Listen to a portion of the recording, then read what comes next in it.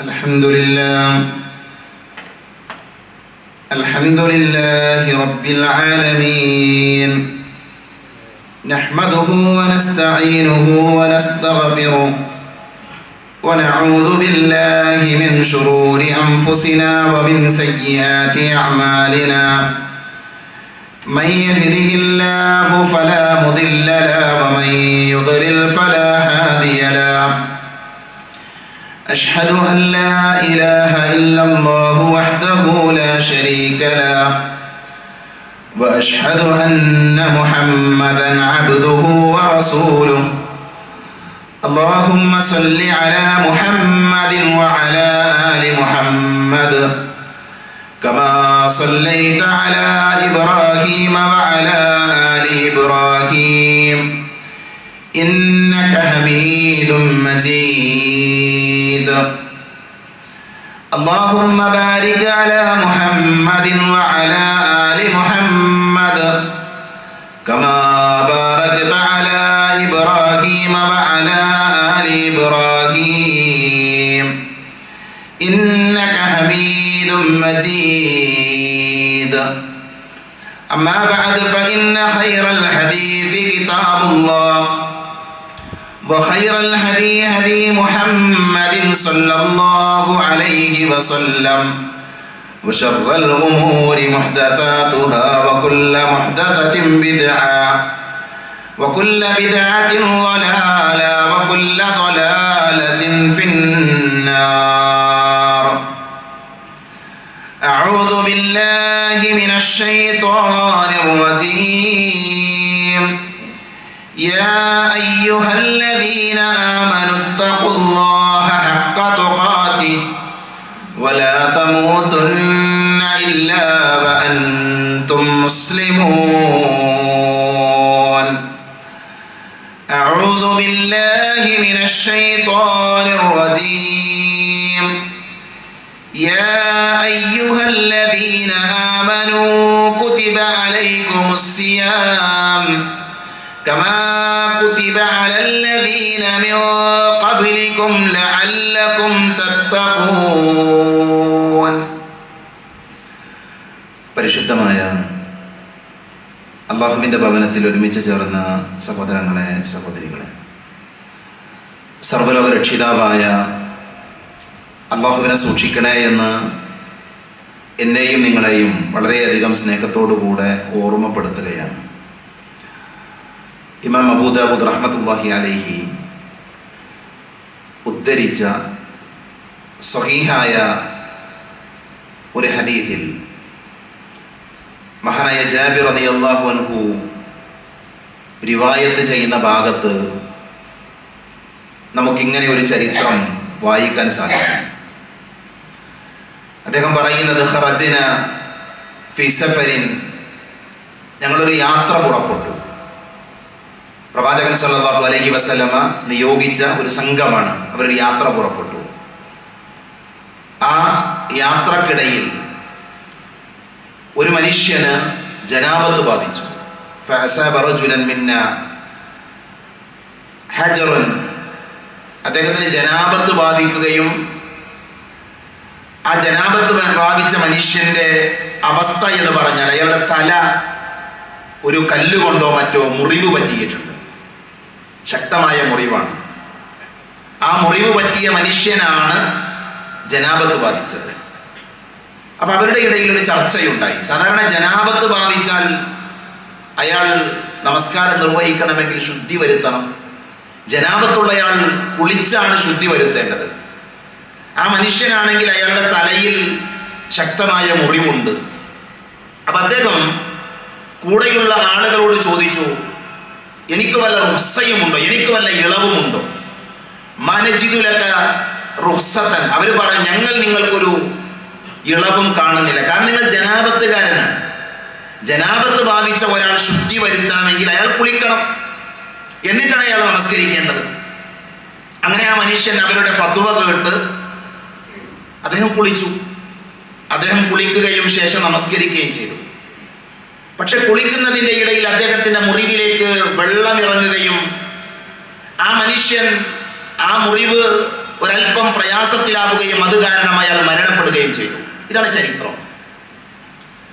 മഹാനായ റസൂലുള്ളാഹി സ്വല്ലല്ലാഹു അലൈഹി വസല്ലമയുടെ സമീപത്ത് ഈ വാർത്തയെത്തി. ഒരാളിങ്ങനെ ഒരു ഫത്വ ചോദിച്ചു. അപ്പൊ ഞങ്ങളെല്ലാവരും കൂടെ പറഞ്ഞു കുളിക്കൽ നിർബന്ധത പറഞ്ഞു. അയാൾ കുളിച്ചു.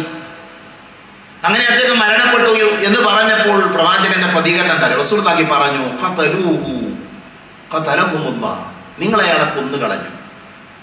ഖതലഹുമുല്ലാഹ്, അല്ലാഹു നിങ്ങളെയും കൊല്ലട്ടെ, അല്ലാഹു നിങ്ങളെ ശപിക്കട്ടെ എന്ന രീതിയിൽ ഒരു പ്രയോഗം, ഒരു അറബി ഭാഷയിലെ പ്രയോഗമാണത് പ്രവാചകൻ സല്ലല്ലാഹു അലൈഹി വസല്ലമ നടത്തുകയുണ്ടായി.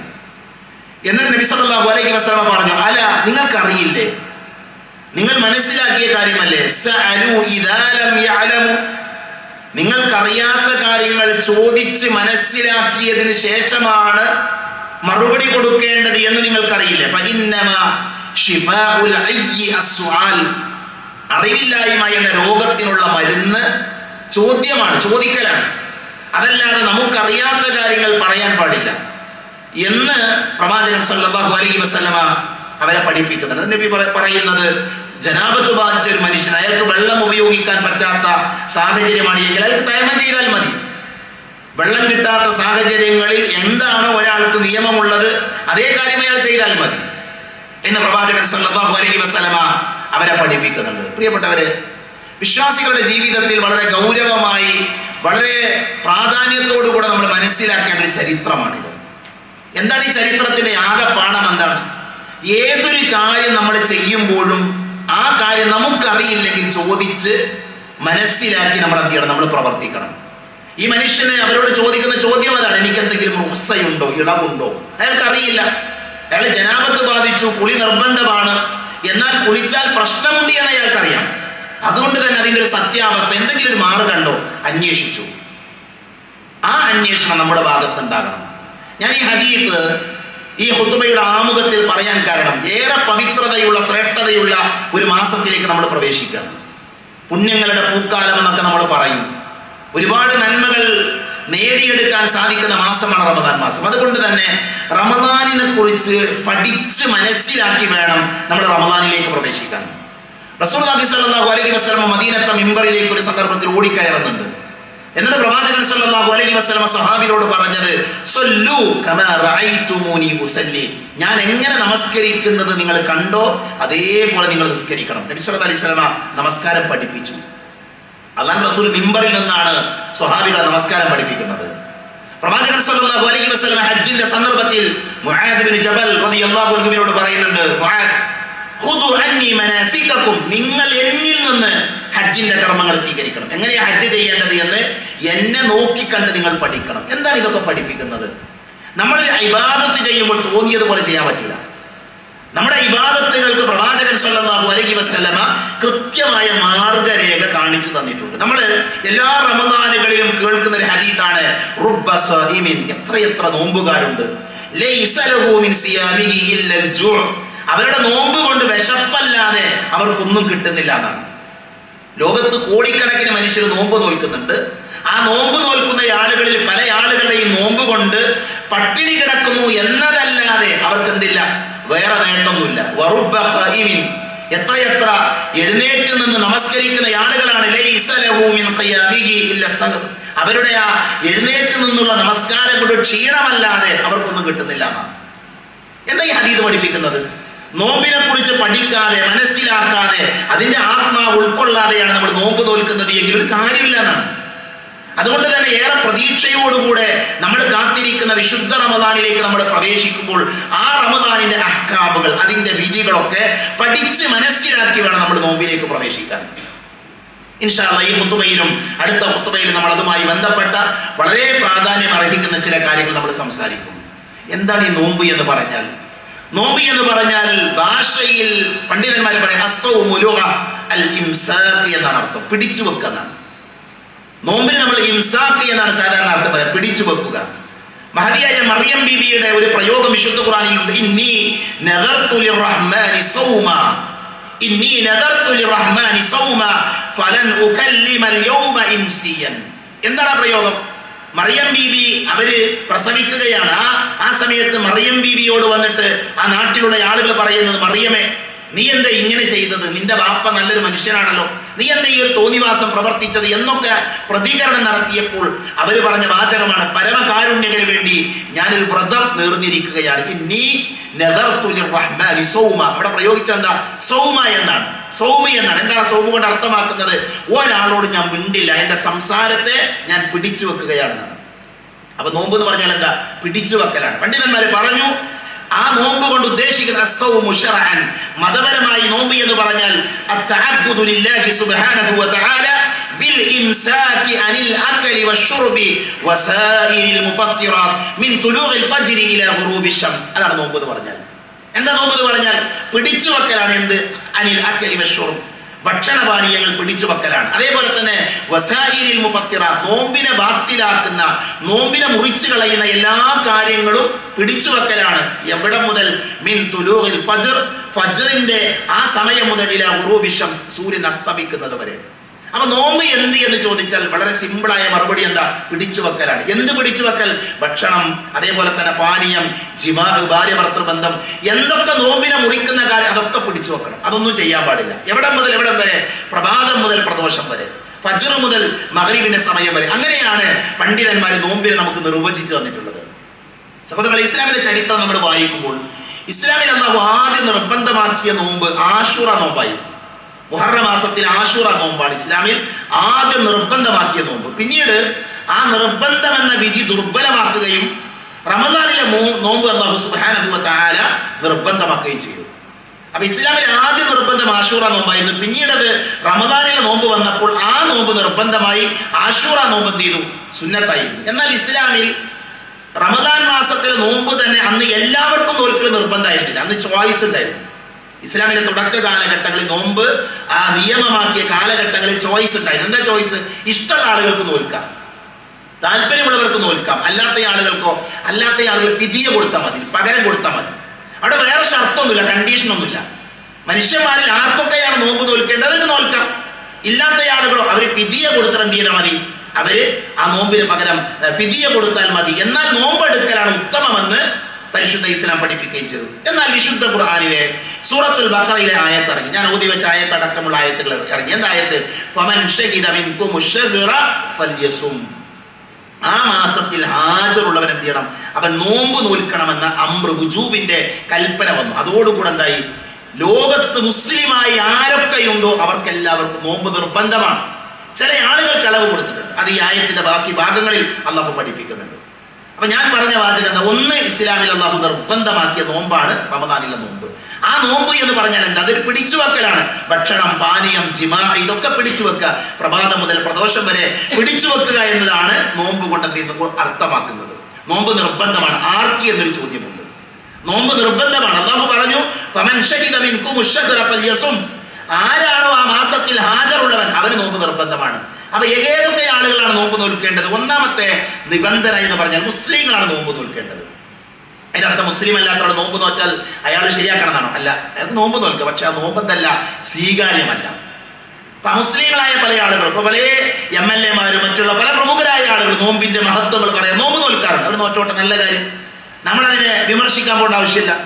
എന്നാൽ ഇസ്ലാമിൽ നോമ്പ് ആർക്കാണ് നിർബന്ധം?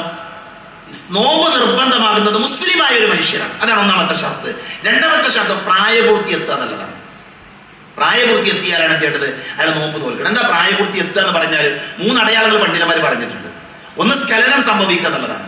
സ്ഖലനം സംഭവിച്ചാൽ അത് ആണാകട്ടെ പെണ്ണാകട്ടെ അവർക്ക് എന്തായി? പ്രായപൂർത്തി എത്തിയെന്ന് അതിന്റെ അർത്ഥം. രണ്ടാമത്തെ കാര്യം എന്താ? സ്ത്രീകളെ സംബന്ധിച്ചിടത്തോളം അവർ മെൻസസ് പീരീഡിലേക്ക്, ഹൈദിലേക്ക് അവർ പ്രവേശിച്ചാൽ ആ പെണ്ണെന്തായി? പ്രായപൂർത്തി എത്തി. അതോടുകൂടെ അവൾ എന്ത് ചെയ്യണം? അവൾക്ക് ഇസ്ലാമിലെ എല്ലാ കാര്യങ്ങളും നിർബന്ധമായി.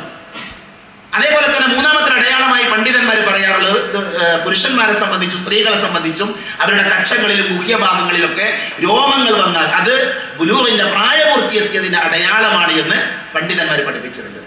മൂന്നാമതായി പണ്ഡിതന്മാർ പറയാം 15 വയസ്സായാലും ഇതൊന്നും സംഭവിച്ചില്ല, 15 വയസ്സായാലും അവരെന്തായി പരിഗണിക്കണം? പ്രായപൂർത്തി എത്തിയതായി പരിഗണിക്കണം എന്ന് പണ്ഡിതന്മാർ വിശദീകരിച്ചിട്ടുണ്ട്. അപ്പൊ പ്രായപൂർത്തി എത്തിയ ആൾക്കാർ എന്ത് ചെയ്യണം? അവര് നോമ്പ് നോൽക്കണം. മൂന്നാമത്തെ നോമ്പ് നിർബന്ധമായ ആളുകൾ ആരാ? അത് ബുദ്ധിയുള്ള മനുഷ്യന്മാരാണ്, അഥവാ ഭ്രാന്തന്മാരിൽ നിന്ന് ഒഴിവാണ്. ഭ്രാന്തല ആളുകൾക്ക് എന്തല്ല നോമ്പ് നിർബന്ധമില്ല. നാലാമത്തെ കാര്യം, മുസാഫിറുകൾക്ക് നോമ്പ് നിർബന്ധമല്ല. ഒരാൾ യാത്ര ചെയ്യണം, അയാൾക്ക് നോമ്പ് നിർബന്ധം. യാത്രയിൽ നോമ്പ് ഒഴിവാക്കലാണ് പുണ്യം. ഇസ്ലാമിന്റെ ഒരു എന്താ പറയാ, ഇസ്ലാമിന്റെ ഒരു ഏറ്റവും സുന്ദരമായ ഒരു മുഖമാണത്. യാത്രക്കാരൻ നോമ്പ് നോൽക്കേണ്ടതില്ല. ഇസ്ലാം എന്ന് പറഞ്ഞാൽ എളുപ്പമാണ്. ഇസ്ലാം എന്ന് പറഞ്ഞാൽ മനുഷ്യന്മാരെ പ്രയാസപ്പെടുത്താനുള്ള മതമല്ല. യാത്രക്കാരനാണോ അവൻ നോമ്പ് നോൽക്കേണ്ടതില്ല. ഫമൻ ഷഹിദ മിൻകും അശ്ശഹ്റ ഫൽയസും എന്ന ആയത്തിൽ തന്നെ അല്ലാഹു അത് വിശദീകരിക്കുന്നു. അയ്യാമൻ മഅദൂദാത് ഫമൻ കാന മിൻകും മരീദൻ ഔ അലാ സഫരിൻ ഫഇദ്ദത്തും മിൻ അയ്യാമിൻ ഉഖർ. നിങ്ങളിൽ ആരെങ്കിലും രോഗിയായി, അപ്പൊ ഇതിനർത്ഥം എന്താ? രോഗികളാണെങ്കിൽ അവർ നോമ്പ് നോൽക്കേണ്ട. അതിൽ എങ്ങനെയുള്ള രോഗം വിശാലമായി വിശദീകരിക്കേണ്ടതുണ്ട്. ഞാൻ അങ്ങോട്ട് പ്രവേശിക്കുന്നില്ല. നോമ്പ് നോൽക്കാൻ പറ്റാത്ത ആരോഗ്യസ്ഥിതിയാണ് എങ്കിൽ അവൻ നോമ്പ് നിർബന്ധമല്ല, അവൻ നോമ്പ് നോൽക്കേണ്ടതില്ല. എന്നാൽ അവൻ എന്ത് ചെയ്യണം? അവൻ മറ്റൊരു ദിവസം ആ നോമ്പിനെ നോറ്റു വീട്ടേണ്ടതുണ്ട്. അപ്പൊ 5 വിഭാഗം ആളുകളെ നമ്മൾ പറഞ്ഞു. ഒന്ന്, മുസ്ലിം ആകണം, പ്രായപൂർത്തിയാകണം, ബുദ്ധി ഉണ്ടാകണം. അതേപോലെ തന്നെ യാത്രക്കാരനാകാൻ പാടില്ല. യാത്രക്കാരൻ നോമ്പ് നോൽക്കലാണ്, യാത്ര ചെയ്യുന്ന മനുഷ്യൻ നോമ്പ് ഒഴിവാക്കലാണ് പുണ്യം. 5-മത്തത് ആരോഗ്യം ഉണ്ടായിരിക്കണം, അവർക്കാണ് നോമ്പ് നിർബന്ധം. 6-മത്തത് ആർത്തവം, പ്രസവരക്തം എന്നീ 2 അശുദ്ധിയിൽ നിന്നും ശുദ്ധിയുള്ള ആളുകൾക്കാണ് നോമ്പ് നിർബന്ധം. ഇത് സ്ത്രീകൾക്ക് മാത്രമുള്ള നിയമമാണ്. അവൻ മെൻസസ്സുകാരിയാണെങ്കിൽ അവൾ നോമ്പ് നോക്കാൻ പാടില്ല. അതിന്റെ ഫിഖഹിന്റെ ചർച്ചകളിലേക്ക് നമ്മൾ പോകുമ്പോൾ അവൾ നോമ്പ് തുടങ്ങിയ ഫജ്റിനെ അത്താഴം കഴിച്ചു, ഒരു അരമണിക്കൂർ കഴിഞ്ഞപ്പോഴാണ് അവർക്ക് എന്തുണ്ടായത്? മെൻസസ് ഉണ്ടായാൽ അന്നത്തെ നോമ്പ് അവരൊന്ന് മുറിയും. എന്നാൽ അതിനു മുമ്പ് അവൾ ശുദ്ധിയുള്ളവളായാൽ ആ ദിവസം അവൾക്ക് എന്ത് ചെയ്യാം? നോമ്പ് നോൽക്കാമെന്നൊക്കെ പണ്ഡിതന്മാർ വിശദീകരിച്ച് കാണാൻ പറ്റും. അപ്പൊ സഹോദരങ്ങളെ, നോമ്പ് അല്ലാഹു നിർബന്ധമാക്കി. ഞാൻ എണ്ണിപ്പറഞ്ഞ 6 കൂട്ടം ആളുകൾ, ഈ 6 വിഭാഗം, മുസ്ലിമായി, പ്രായപൂർത്തിയെത്തി, ബുദ്ധിയുണ്ട്, യാത്രക്കാരനല്ല, ആരോഗ്യമുണ്ട്, ആർത്തവത്തിൽ നിന്നും അതേപോലെ തന്നെ പ്രസവത്തിൽ നിന്നും ഹൈബിൽ നിന്നും നിഫാസിൽ നിന്നും ശുദ്ധിയായ ഒരാളാണ് എങ്കിൽ അയാൾ എന്ത് ചെയ്യണം? അയാൾ നിർബന്ധമായിട്ട് നോമ്പ് നോൽക്കണം. ഇത് നമ്മൾ ഗൗരവത്തിൽ കാണണം. ഇത് പറയാൻ കാരണം എന്താ? ഇപ്പൊ കഴിഞ്ഞ റമദാൻ മാസത്തിലും അതിന് തൊട്ട് മുമ്പൊക്കെ നമുക്കൊക്കെ ഒരുപാട് കോളുകൾ വരും, ഫോൺ വരും. എന്താ ചോദ്യം എന്നറിയോ? എൻ്റെ ഭർത്താവ്, അയാൾക്കൊരു പ്രശ്നമല്ല, ആരോഗ്യമുള്ള ആളാണ്, നോമ്പ് നോക്കണില്ല, അപ്പൊ ഞാൻ അയാൾക്ക് ഭക്ഷണം ഉണ്ടാക്കി കൊടുക്കാൻ പറ്റുമെന്ന് ഭാര്യമാർ വിളിച്ച് ചോദിക്കണം. നഅൂദുബില്ലാ. ഒന്ന് ആലോചിച്ച് നോക്കൂ നിങ്ങൾ. മുസ്ലിങ്ങളായ ആളുകൾ, എൻ്റെ ഭർത്താവ് നിസ്കരിക്കുന്ന, അതേപോലെ തന്നെ മുസ്ലിമാണ് എന്നറിയപ്പെടുന്ന, ആരോഗ്യമുള്ള, ഒരു കുഴപ്പം അയാൾക്കില്ല, പക്ഷെ അത് നോമ്പ് നോൽക്കൂല.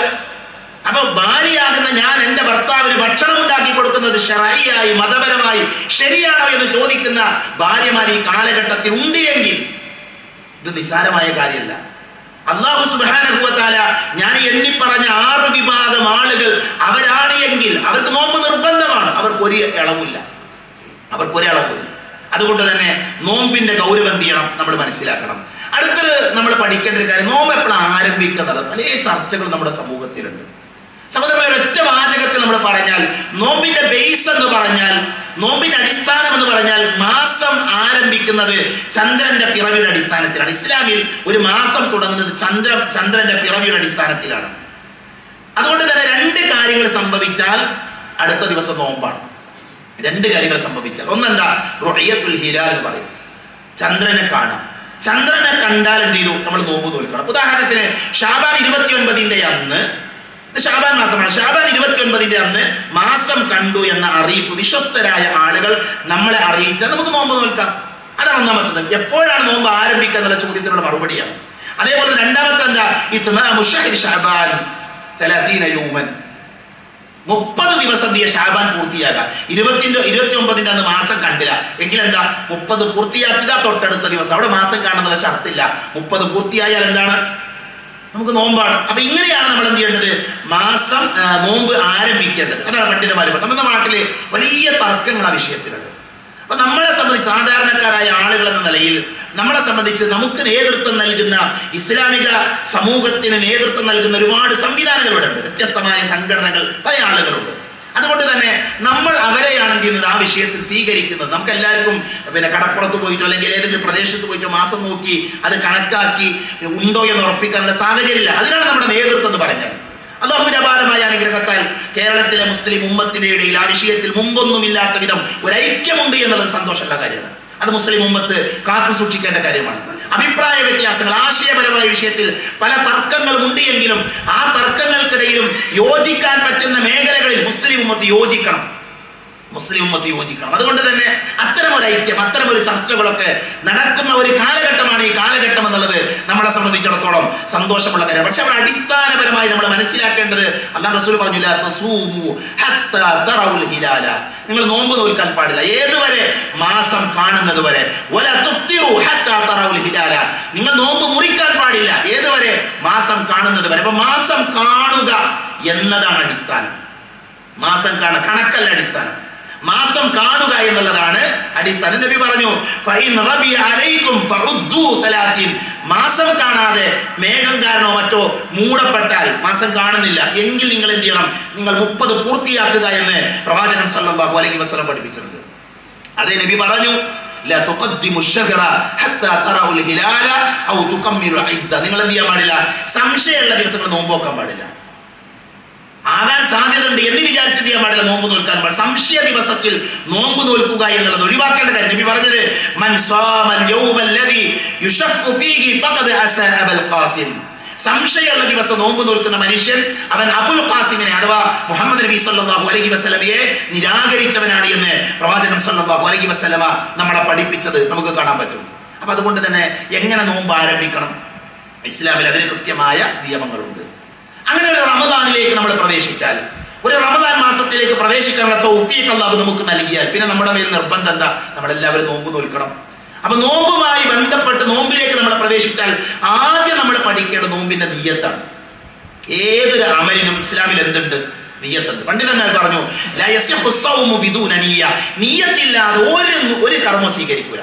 അത് നോമ്പല്ല, ഏത് കർമ്മമാകട്ടെ അതിനെന്ത് വേണം? അതിന് നിയ്യത്ത് വേണം. അത് നിയ്യത്തില്ലാതെ സ്വീകരിക്കുന്നമല്ല അമാലു ബിന്നിയ്യ. പ്രവാചകൻ സല്ലല്ലാഹു അലൈഹി വസല്ലമയിൽ നിന്ന് ഉമർ റളിയല്ലാഹു അൻഹു ഉദ്ധരിക്കുന്ന ഹദീസിൽ കാണാം, പ്രവർത്തനങ്ങളുടെ അസ്ലല്ല ഉദ്ദേശത്തിനനുസരിച്ചാണ് അല്ലാഹു കർമ്മങ്ങൾ സ്വീകരിക്കുക. അതുകൊണ്ട് നോമ്പിന് നിയ്യത്ത് വേണം. എങ്ങനെ നിയ്യത്ത്? എങ്ങനെയാണ്? എപ്പോഴാണ് നിയ്യത്ത് വെക്കേണ്ടത്? നിയ്യത്തിന് എന്തെങ്കിലും പദങ്ങളുണ്ടോ? ഫാത്തിഹ എങ്ങനെ ഓതണമെന്ന് ചോദിച്ചാൽ തെളിവുണ്ട് ഖുർആനിൽ, അല്ലേ? സുജൂദിൽ എന്ത് പ്രാർത്ഥിക്കണമെന്ന് ചോദിച്ചാൽ തെളിവുണ്ട് ഖുർആനിൽ. എന്നാൽ ഹദീസിൽ പ്രവാചകൻ സല്ലല്ലാഹു അലൈഹി വസല്ലമയിൽ നിന്ന് ഹഫ്സ റളിയല്ലാഹു അൻഹ ഉദ്ധരിക്കാണ്, മല്ലം യുബയ്യിതി സിയാമ ഫലാ സിയാമ ലഹു. എന്താ അവർ പറയുന്നത്? ഒരാള് നോമ്പിന് നിയ്യത്ത് വെച്ചിട്ടില്ല എങ്കിൽ, നിയ്യത്തില്ല എങ്കിൽ അവൻ എന്തില്ല? നോമ്പില്ല എന്നാണ്. അവന് നോമ്പില്ല. പക്ഷെ നിയ്യത്തിന് എന്തെങ്കിലും ലഫ്ളുകളുണ്ടോ? പദങ്ങളുണ്ടോ? ഞാൻ പറഞ്ഞല്ലോ, പദങ്ങളുണ്ട് എങ്കിൽ ഹദീസിൽ കാണണം. സുജൂദിലെ പ്രാർത്ഥന എന്താണ്? നമുക്കറിയാം, നബി സല്ലല്ലാഹു അലൈഹി വസല്ലം ഇങ്ങനെ പ്രാർത്ഥിച്ചു എന്ന് ഹദീസിലുണ്ട്. റുക്കൂഇൽ എന്ത് പ്രാർത്ഥിക്കണം? നബി സല്ലല്ലാഹു അലൈഹി വസല്ലം പ്രാർത്ഥിച്ചത് ഹദീസിലുണ്ട്. ഏതൊരു കാര്യം, ഒരു മയ്യത്തിന്റെ സമീപത്ത് നമസ്കാരത്തിന്റെ രൂപം എന്താണ്? അതിന്റെ പ്രാർത്ഥന എന്താണ്? പഠിപ്പിക്കപ്പെട്ടിട്ടുണ്ട്. ഇവിടെ നബി എന്താ പറഞ്ഞത്? നിയ്യത്ത് വേണമെന്ന് പറഞ്ഞു. എപ്പോൾ വേണം? പ്രവാചകൻ സല്ലല്ലാഹു അലൈഹി വസല്ലം പഠിപ്പിച്ചത്, ലാ സിയാമ ലിമൻ ലം യുജ്മിഅ ഖബ്ല അൽ ഫജ്ർ, ഫജ്റിന്റെ മുമ്പ് നിയ്യത്തില്ലാത്തവന് നോമ്പില്ല എന്നാണ്. അപ്പോൾ രണ്ട് കാര്യം കിട്ടി. ഒന്ന് നിയ്യത്ത് വേണമെന്ന് കിട്ടി, അത് ഫജ്റിന്റെ മുമ്പാകണം. നിയ്യത്ത് ഫജ്റിന്റെ മുമ്പാകണം. അവിടെയൊന്നും ലഫ്ളുകളില്ല, പദങ്ങളില്ല. ചില ആൾക്കാർ നിയ്യത്ത് ഇന്നി പിന്നെ നബൈതു സൗമ ഗദിൻ എന്ന് പറഞ്ഞ് നിയ്യത്ത് വെക്കുന്ന ആൾക്കാരുണ്ട്. ഞാൻ ആ വാചകത്തെ പറയാൻ കാരണം, അത്തരം ഒരു വാചകം ഹദീസിന്റെ ഗ്രന്ഥങ്ങളിൽ നമുക്ക് കാണാൻ സാധ്യത. പരിശോധിച്ചോളൂ നിങ്ങൾ. നമുക്ക് സാധ്യമായ മേഖലയിലൂടെ നമ്മൾ പരിശോധിച്ചാൽ എവിടെയും നമുക്ക് അത്തരത്തിലുള്ള പ്രയോഗങ്ങളെ നമുക്ക് കാണാൻ സാധ്യമല്ല. എന്നാൽ നിയ്യത്ത് വേണം. എന്താണ് നിയ്യത്ത് എന്ന് പറഞ്ഞാൽ? എന്താ നിയ്യത്ത് എന്ന് പറഞ്ഞാൽ? ഇമാം നബവി റഹ്മത്തുള്ളാഹി അലൈഹിയെ പോലെയുള്ള പണ്ഡിതന്മാർ പറഞ്ഞത്, നമ്മൾ ഏതൊരു അമല് ചെയ്യുമ്പോഴും ആ അമല് ചെയ്യുകയാണ് എന്ന കരുതലിലാണ്. നബ എന്ന് പറഞ്ഞാൽ കരുതിനർത്ഥം, പറഞ്ഞു എന്നല്ല. നബൈതു, നബ എന്ന് പറഞ്ഞാൽ കരുതുക എന്നാണ്. നിയ്യത്ത് എന്ന് പറഞ്ഞാൽ കരുതലാണ്. അതിന്റെ സ്ഥാനം എവിടെയാ? ഖൽബാണ്, മനസ്സാണ്, ഹൃദയമാണ്. അല്ലാതെ എന്ത് ചെയ്യാൻ പാടില്ല? നാവ് കൊണ്ട് ഉച്ചരിക്കാൻ പാടില്ല. നാവ് കൊണ്ട് ഉച്ചരിക്കേണ്ടത് എവിടെ മാത്രമാണെന്നറിയാം? ഹജ്ജിന്റെയും ഉംറയുടെയും നിയ്യത്ത് നാവ് കൊണ്ട് ഉച്ചരിക്കണം. നബി സല്ലല്ലാഹു അലൈഹി വസല്ലമ പ്രത്യേകം അത് നമ്മളെ പഠിപ്പിച്ചിട്ടുണ്ട്. അതുകൊണ്ട് തന്നെ ഞാൻ പറഞ്ഞ പോയിന്റ് എന്താണ്? നിയ്യത്തില്ലാതെ ഒരു കർമ്മം സ്വീകരിക്കൂല. നോമ്പിന് നിയ്യത്ത് അനിവാര്യമാണ്. ആ നിയ്യത്ത് എപ്പോഴാണ്? ഫജ്റിന്റെ മുമ്പാണ് വേണ്ടത്. ഫജ്റിന്റെ മുമ്പാണ് നിയ്യത്ത് വെക്കേണ്ടത്. ആ നിയ്യത്ത് നാവ് കൊണ്ട് പറയേണ്ട ആവശ്യമില്ല. നമ്മുടെ മനസ്സിൽ ഞാൻ നോമ്പ് നോൽക്കുകയാണ് എന്ന ഉദ്ദേശം ഉണ്ടാകലാണ്. അതുകൊണ്ട് തന്നെ ഈ റമദാൻ മാസത്തിലെ നോമ്പ് ഒന്നും നഷ്ടപ്പെടാതെ, അതിൽ ഒരു നോമ്പ് പോലും പോകാതെ പൂർണ്ണമായ നിയ്യത്തോടു കൂടെ എന്ത് ചെയ്യുക? നോമ്പ് നോൽക്കാൻ വേണ്ടി നമ്മൾ ശ്രദ്ധിക്കുക. അല്ലാഹു നമ്മെ അനുഗ്രഹിക്കുമാറാകട്ടെ.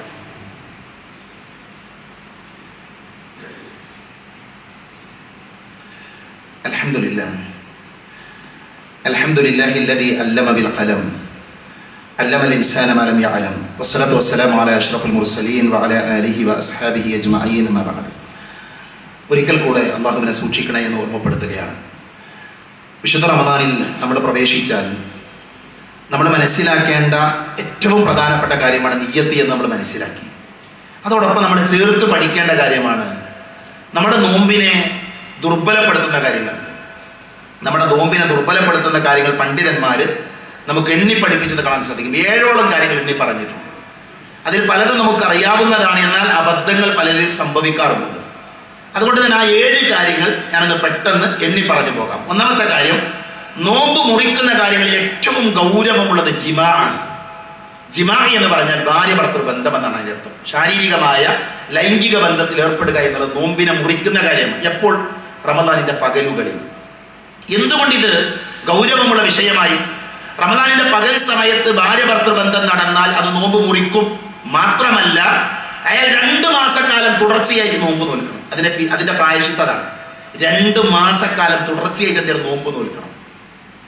നോക്കൂ നിങ്ങൾ, എത്ര ഗൗരവമുള്ള വിഷയമാണത്. ഈ കാര്യത്തിൽ പോലും ശ്രദ്ധയില്ലാത്ത ആളുകളുണ്ട്.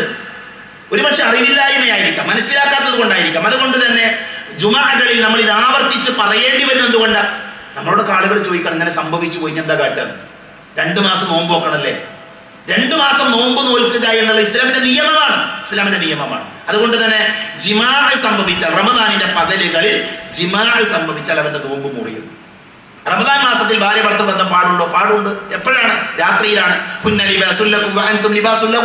അവർ നിങ്ങൾക്കും നിങ്ങൾ അവർക്കും വസ്ത്രമാണ് എന്ന് അള്ളാഹു പഠിപ്പിക്കുന്നത്. അതുകൊണ്ട് തന്നെ ആ ആയത്തിൽ അള്ളാഹു കൃത്യമായി പറയുന്നുണ്ട്, രാത്രി കാലഘട്ടങ്ങളിൽ നമുക്ക് നമ്മുടെ ഭാര്യമാർ, നമ്മുടെ ഭർത്താക്കന്മാർ അനുവദനീയരാണ്. അവരുമായി ശാരീരിക ബന്ധത്തിൽ ഏർപ്പെടാം. എന്നാൽ പകലിൽ അത് ജിമാ, അത് നിഷിദ്ധമാണ്, പാടില്ല എന്നുള്ളത് പ്രത്യേകം നമ്മൾ മനസ്സിലാക്കണം. രണ്ടാമത്തത്, സ്വയംഭോഗത്തിലൂടെ സ്ഖലനം സംഭവിക്കുക, ശുക്ലം പുറത്തു വരിക എന്നുള്ളത് നോമ്പിനെ മുറിക്കുന്ന കാര്യമാണ്. ഒന്ന്, സ്വയംഭോഗം ഹറാമാണ്, നിഷിദ്ധമാണ്. വിശുദ്ധ ഖുർആനിലെ സൂറത്തുൽ മുഅ്മിനൂൻ 23-ാമത്തെ ആയത്തിൽ വിജയം വരിക്കുന്ന വിശ്വാസികളുടെ ഗുണങ്ങൾ എണ്ണി പറയുമ്പോൾ അല്ലാഹു പഠിപ്പിക്കുന്നത് അവരവരുടെ ലൈംഗിക അവയവങ്ങളെ സൂക്ഷിക്കുന്നവരാണെന്നാണ്. അതിനെ വിശദീകരിച്ചുകൊണ്ട് പണ്ഡിതന്മാർ പറയാറ്, സ്വയംഭോഗം നടത്തുന്നത് നിഷിദ്ധമാണ്, ഹറാമാണ് എന്ന് ഇസ്ലാമിക ലോകത്തെ പണ്ഡിതന്മാർ ഒന്നടങ്കം പറഞ്ഞത് നമുക്ക് കാണാൻ സാധിക്കും. അതുകൊണ്ട് തന്നെ സ്വയംഭോഗം നടത്തുന്നത് അത് നോമ്പിനെ എന്ത് ചെയ്യും? മുറിച്ചു കളയുന്ന കാര്യമാണ്. മൂന്നാമത്തത്, ഭക്ഷണം കഴിക്കലാണ്, വെള്ളം കുടിക്കലാണ്. പറയേണ്ട ആവശ്യമില്ല, അത് സംഭവിച്ചാൽ എന്ത് ചെയ്യും? നോമ്പ് മുറിയും. എന്നാൽ മറന്നുകൊണ്ട് ഒരാൾ ഭക്ഷണം കഴിച്ചാൽ അതിന്റെ പേരിൽ അയാളുടെ നോമ്പ് എന്ത് ചെയ്യില്ല? മുറിയില്ല. അയാൾക്ക് ഓർമ്മ വന്ന സമയത്ത് എന്ത് ചെയ്യണം? അയാൾ നിർത്തണം, വായിലുള്ളത് അയാൾ കളയണം. എന്നിട്ട് അയാൾക്ക് നോമ്പ് എന്ത് ചെയ്യാം? പൂർത്തീകരിക്കാമെന്ന് നബി സല്ലല്ലാഹു അലൈഹി വസല്ലമ പഠിപ്പിച്ചിട്ടുണ്ട്. എന്നാൽ മനഃപൂർവ്വം ഒരാൾ ഭക്ഷണം കഴിച്ചു, വെള്ളം കുടിച്ചു എങ്കിൽ അയാളുടെ നോമ്പ് മുറിയുമെന്നാണ് പണ്ഡിതന്മാർ പറഞ്ഞത്. അതേപോലെ തന്നെ ഭക്ഷണപാനീയങ്ങളുടെ പദവിയിലുള്ള കാര്യങ്ങൾ, ഉദാഹരണത്തിന് ശരീരത്തിന് പോഷണം നൽകുന്ന ഗ്ലൂക്കോസ് പോലെയുള്ള മരുന്നുകൾ കയറ്റുന്നത് എന്ത് ചെയ്യും? നോമ്പിനെ ബാധിക്കുന്ന കാര്യമാണ്. ശരീരത്തിന് പോഷണം നൽകുക എന്ന് അടിവരയിട്ട് മനസ്സിലാക്കണം. അങ്ങനെയുള്ള മരുന്നുകളാണ് എന്ത് ചെയ്യുക? ഒരാളുടെ നോമ്പിനെ ബാധിക്കുക. അപ്പൊ നമ്മൾ ഒരു വാക്സിൻ എടുക്കുന്നു. നമ്മൾ കൊറോണ കാലമൊക്കെ കഴിഞ്ഞു, അള്ളാഹുവിന്റെ തൗഫീഖിന് അതൊക്കെ നേരിട്ട ആൾക്കാരാണ്. അപ്പോൾ ഒരു റമദാൻ മാസം വീടുകളിൽ മാത്രം ഒതുങ്ങിക്കഴിഞ്ഞ ആൾക്കാരാണ് നമ്മൾ. അന്ന് പലരുടെയും സംശയമായിരുന്നു വാക്സിൻ എടുക്കണം. വാക്സിൻ എടുത്തതിന് പേര് എന്ത് ചെയ്യണം? നോമ്പ് മുറിയില്ല. മനസ്സിലായി? അതുകൊണ്ട് തന്നെ അത്തരം കാര്യങ്ങളൊക്കെ പണ്ഡിതന്മാർ പറഞ്ഞു. ഭക്ഷണപാനീയങ്ങളുടെ പദവിയിലുള്ള കാര്യങ്ങൾ, ശരീരത്തിന് പോഷണം നൽകുന്ന ട്രിപ്പുകൾ, അതൊക്കെ സ്വീകരിക്കുകയാണെങ്കിൽ എന്ത് ചെയ്യും? അത് വയറിലേക്ക് നേരിട്ടെത്തുന്നില്ല എങ്കിലും അത് നോമ്പിനെ ബാധിക്കുന്ന കാര്യമാണ് എന്ന് പണ്ഡിതന്മാർ പഠിപ്പിച്ചിട്ടുണ്ട്. 8ാമത്തെ, ഹിജാമ എന്ന സുന്നത്തായ ഒരു കാര്യമാണ്. ഒരു മനുഷ്യന്റെ ജീവിതത്തിൽ പ്രവാചകൻ സ്വല്ലല്ലാഹു അലൈഹി വസല്ലം പഠിപ്പിച്ച സുന്നത്താണ് ഹിജാമ എന്ന് പറഞ്ഞാൽ മനുഷ്യന്റെ ശരീരത്തിലെ മോശമായ രക്തത്തെ പുറത്തു കളയാം. ആ ഒരു ട്രീറ്റ്മെന്റ്, അതൊരു ചികിത്സാ രീതിയാണ്. എന്നാൽ നോമ്പുകാരനായിട്ട് എന്ത് ചെയ്യാൻ പാടില്ല? അത് ചെയ്യാൻ പാടില്ല എന്നത് പണ്ഡിതന്മാർ പഠിപ്പിച്ചിട്ടുണ്ട്. 6ാമത്തെ കാര്യം, അറിഞ്ഞുകൊണ്ട് ഛർദ്ദിക്കുക. നോമ്പുകാരനായി അറിഞ്ഞുകൊണ്ട് ഛർദ്ദിക്കുക എന്നുള്ളത് അയാളുടെ നോമ്പിനെ ബാധിക്കുന്ന കാര്യമാണ്. അതേപോലെ തന്നെ സ്ത്രീകളെ സംബന്ധിച്ചിടത്തോളം അവര് ആർത്തവകാരിയായി അല്ലെങ്കിൽ പ്രസവരക്തക്കാരി നിഫാസുള്ള പെണ്ണായാൽ അത് അവരുടെ നോമ്പിനെ ബാധിക്കുമെന്ന് പ്രവാചകൻ സല്ലല്ലാഹു അലൈഹി വസല്ലമ പഠിപ്പിച്ച് നമുക്ക് മനസ്സിലാക്കാൻ പറ്റും. ഇത് ഏറ്റവും പ്രധാനപ്പെട്ട 7 കാര്യങ്ങളാണ്. ഇനിയും മറ്റുള്ള കാര്യങ്ങൾ ഇൻഷാ അല്ലാഹ് വരുന്ന ഖുത്ബകളിൽ നമുക്കത് മനസ്സിലാക്കാം. അല്ലാഹു സുബ്ഹാനഹു വ തആല നമുക്കത് തൗഫീഖ് നൽകുമാറാകട്ടെ. സഹോദരങ്ങളെ, റമദാനിനെ കുറിച്ച് ഞാൻ തുടക്കത്തിൽ അറിഞ്ഞു നോൽക്കണം. നമ്മുടെ ജീവിതത്തിൽ, നമ്മുടെ ലൈഫിൽ ഏറ്റവും നല്ല റമദാൻ വരാൻ പോകുന്ന റമദാൻ ആകണം. അതിന് പദ്ധതി ഉണ്ടാകണം, നമുക്ക് പ്ലാനുകൾ ഉണ്ടാകണം. റമദാനിലെ സമയത്ത് എങ്ങനെ വിനിയോഗിക്കണമെന്ന് കൃത്യമായി പഠിച്ചു വേണം നമ്മൾ റമദാനെ സ്വീകരിക്കാൻ. ആ ഒരു തലത്തിലേക്ക് എന്ത് ചെയ്യുക? നമ്മൾ ഉയർന്നു വരണം. ഇൻഷാ അല്ലാഹ് അടുത്ത വ്യാഴാഴ്ച നമ്മുടെ പള്ളിയിൽ വൈകുന്നേര സമയത്ത് മഗ്‌രിബിന് ശേഷം റമദാനിനെ കുറിച്ചുള്ള ഒരു പഠന ക്ലാസ് കൂടെ നമ്മൾ നടത്തുന്നുണ്ട്. സാധിക്കുന്ന മുഴുവൻ ആളുകളും ആ ക്ലാസ്സിൽ പങ്കെടുക്കും. റമദാനിന്റെ മഹത്വവും പ്രാധാന്യവും നമ്മൾ പറഞ്ഞിട്ടില്ല. ഇൻഷാ അല്ലാഹ് ആ ക്ലാസ് നമുക്ക് എന്ത് ചെയ്യാൻ പറ്റും അത്തരം കാര്യങ്ങൾ പഠിക്കാൻ അവസരമുണ്ടാകും. അതെല്ലാവരും ശ്രദ്ധിക്കണം. അതേപോലെ തന്നെ നാളെ ശനിയാഴ്ച ഇൻഷാ അല്ലാഹ് നമ്മുടെ പള്ളിയിൽ സകാത്തുമായി ബന്ധപ്പെട്ട വിഷയത്തിൽ ഒരു പഠനാർഹമായ ക്ലാസ് നടക്കും. ബഹുമാന്യനായ ഷമീർ മദീനി ഹഫിളഹുല്ലാഹ്, അല്ലാഹു അദ്ദേഹത്തിന് ദീർഘായുസ് നൽകുമാറാകട്ടെ, അദ്ദേഹത്തിന്റെ പഠന ക്ലാസ് നമുക്ക് സംശയം ചോദിക്കാനുള്ള അവസരം. സക്കാത്ത് വളരെ ഗൗരവമുള്ള വിഷയമാണ്. അത് പഠിക്കാൻ കിട്ടുന്ന ആ സന്ദർഭത്തിൽ അത് പറഞ്ഞു തരാൻ പറ്റുന്ന ഏറ്റവും പ്രാപ്തനായ പണ്ഡിതനുമാണ് ഷമീർ മദീനി ഹഫിളഹുല്ലാഹ്. ആ ക്ലാസ്സിലും സാധിക്കുന്ന ആളുകൾ പങ്കെടുക്കണമെന്ന് സാന്ദർഭികമായി ഓർമ്മപ്പെടുത്തുകയാണ്. അല്ലാഹു അവന്റെ ദീനുമായി ബന്ധപ്പെടാനും ദീനിൽ തന്നെ ജീവിക്കാനും ലാ ഇലാഹ ഇല്ലല്ലാഹ് എന്ന പരിശുദ്ധമായ കലിമ ഉച്ചരിച്ചുകൊണ്ട് മരിക്കാനുമുള്ള തൗഫീക്ക് നമുക്ക് എല്ലാവർക്കും നൽകി നമ്മെ അനുഗ്രഹിക്കുമാറാകട്ടെ. വരാൻ പോകുന്ന റമദാനിനെ സ്വീകരിക്കാനും റമദാനിലെ നോമ്പുകൾ പൂർണ്ണമായി നോൽക്കാനും സൽക്കർമ്മങ്ങൾ കൊണ്ട് റമദാനെ ധന്യമാക്കാൻ അല്ലാഹു നമ്മെ അനുഗ്രഹിക്കുമാറാകട്ടെ. അറിഞ്ഞും അറിയാതെയും നമ്മുടെ ജീവിതത്തിൽ സംഭവിച്ചു പോയ ചെറുതും വലുതുമായ എല്ലാ തെറ്റുകുറ്റങ്ങളും അല്ലാഹു പുറത്ത് മാപ്പാക്കി തരുമാറാകട്ടെ. നമ്മുടെ കൂട്ടത്തിൽ രോഗികളുടെ അല്ലാഹു ശിഫ നൽകുമാറാകട്ടെ. മരണപ്പെട്ടു പോയവരുടെ അല്ലാഹു മഗ്ഫിറത്ത് കൊടുക്കുമാറാകട്ടെ. മക്കളില്ലാതെ വേദനിക്കുന്ന ദമ്പതികളുടെ അല്ലാഹു സ്വാലിഹുകളായ സന്താനങ്ങൾ നൽകി അനുഗ്രഹിക്കുമാറാകട്ടെ. അല്ലാഹുമ്മ ഗഫിർ ലിൽ മുഅ്മിനീന വൽ മുഅ്മിനാത്ത് വൽ മുസ്ലിമീന വൽ മുസ്ലിമാത്ത് അൽഅഹ്യാ മിൻഹും വൽ അംവാത്ത്. അല്ലാഹുമ്മ അജിർനാ മിനൻ നാർ അല്ലാഹുമ്മ അജിർനാ മിനൻ നാർ അല്ലാഹുമ്മ അജിർനാ മിനൻ നാർ. റബ്ബനാ ആതിനാ ഫിദ് ദുനിയാ ഹസന വഫിൽ ആഖിറതി ഹസനതൻ വഖിനാ അദാബൻ നാർ. ആമീൻ ആമീൻ ബിറഹ്മതിക യാ അർഹമർ റഹീമീൻ. വആഖിറു ദഅവാനാ അൽഹംദുലില്ലാഹി റബ്ബിൽ ആലമീൻ.